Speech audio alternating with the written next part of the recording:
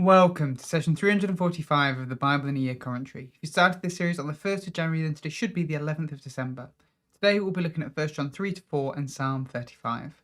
But so far in 1st, 2nd and 3rd John, we've started 1st John and looked at walking in the light versus the darkness.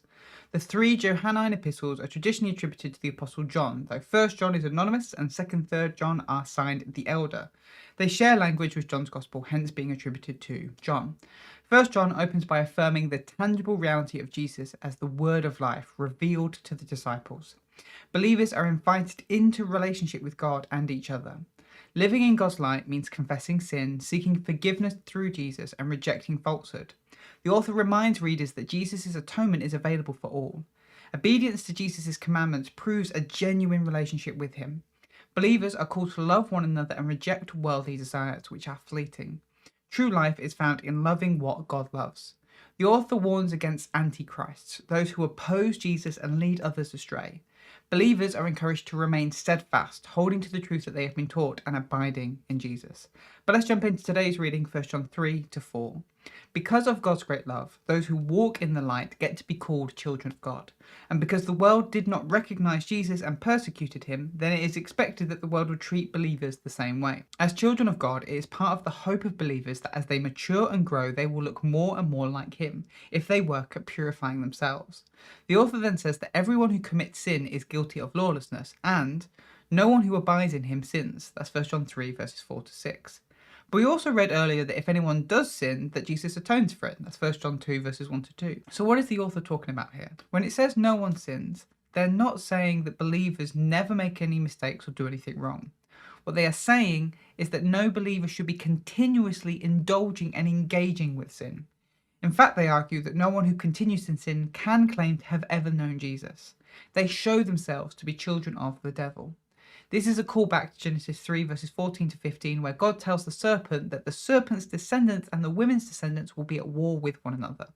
Jesus came to destroy the works of the devil, and so those that indulge sin are setting themselves up against Jesus. In contrast, the children of God do not sin. They do not indulge sin. They cannot. Again, we read earlier the author does expect some to sin. So what is going on here? We explored in Paul's letters that there are two types of sin. There is the power of sin, and there is the breaking of the Old Testament law.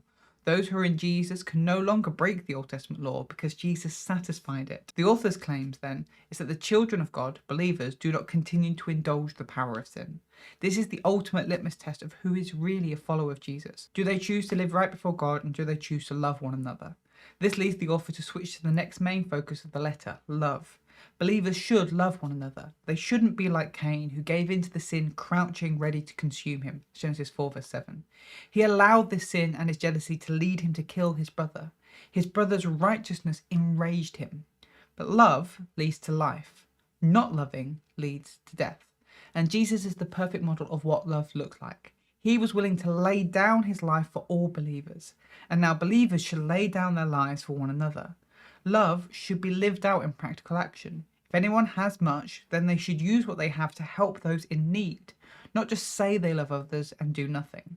If a believer discovers any meanness in their heart that does not want to love others, then they have to take that before God, who is greater. Others have also interpreted this to be talking about when we feel guilty for not doing enough. Some place such high expectations on themselves to serve others, and then assume that they are terrible people when they fail to meet those expectations.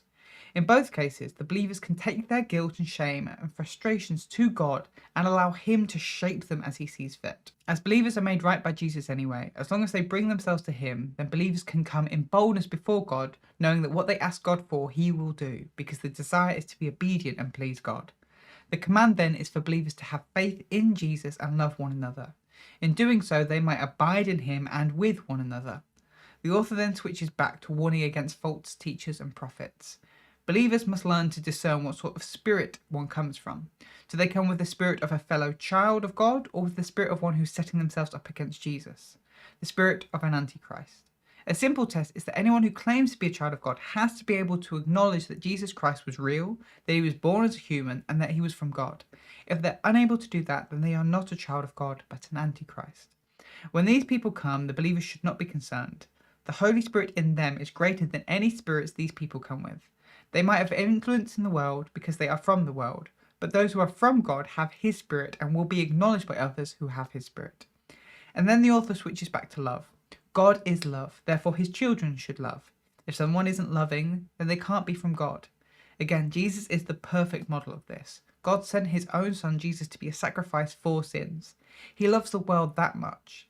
In the same way, believers should love one another. While they might not see God face to face, when they love one another, God dwells in them.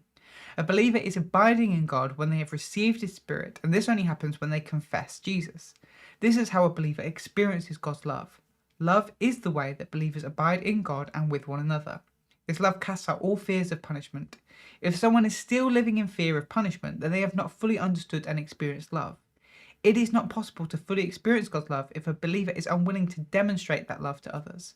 To withhold love from others is to withhold love from God. But that is 1 John 3-4. Now let's look at Psalm 35. This psalm is attributed to King David and falls into the category of lament psalm. It can be split into 3 sections, with each section ending with a promise to praise. Here is a summary of the structure, but I would recommend checking out the written version of this commentary in the description to see the structure properly for yourself. We start with verses 1-3, a prayer for help in battle. Verses 4-8, a request for enemies to fall. Verses 9-10, a promise to praise. Verses 11-16, lament. Verse 17, a request for help. Verse 18, a promise to praise. Verses 19-26, a request for enemies to be put to shame. Verse 27, a request for supporters to rejoice. And verse 28, a promise to praise. The psalm opens with a call to God for help. Military language is used to ask God for his protection.